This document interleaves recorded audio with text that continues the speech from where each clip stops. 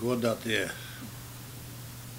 jaunie jūrnieki, esošie un tie, kas būs tikai jūrnieki, gribu uzrunu sākt ar veci pazīstamiem vārdiem.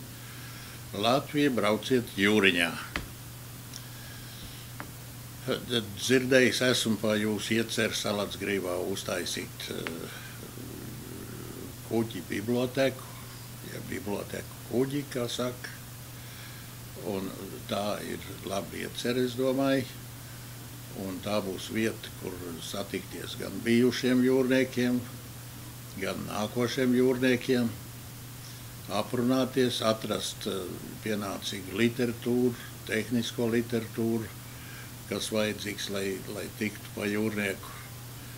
Un tā iecer ir apsveicama, un es gribu novēlēt, lai visi jaunie, tie, kas beigs skolu, lai censtos nokļūt Latvijas jūras akadēmijā, lai varētu kuģot pa šito skaisto pasauli, uz kurus mēs dzīvojam.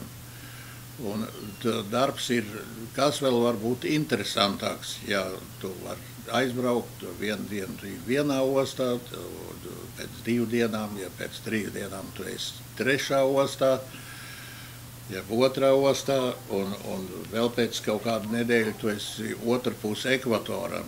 Visu to mūsu mīļo zemīti, kad var apskatīt, tas ir pats interesantākais, kas var būt. Tā kā es jūs aicinu stāties jūras skolās, stāties mūsu akadēmijā, kuras absolventi ir cienīti jūrnieki pa visu pasauli.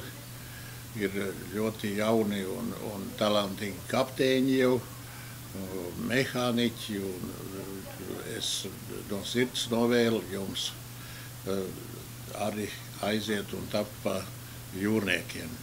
Arī labs atalgojums, jūs visi droši vien ziniet, kad labs kapteinis saņem jau 14–15 tūkstoši eiro mēnesī. Un tātad viņš var visu redzēt un baudīt dzīvi tur, kur viņš ir.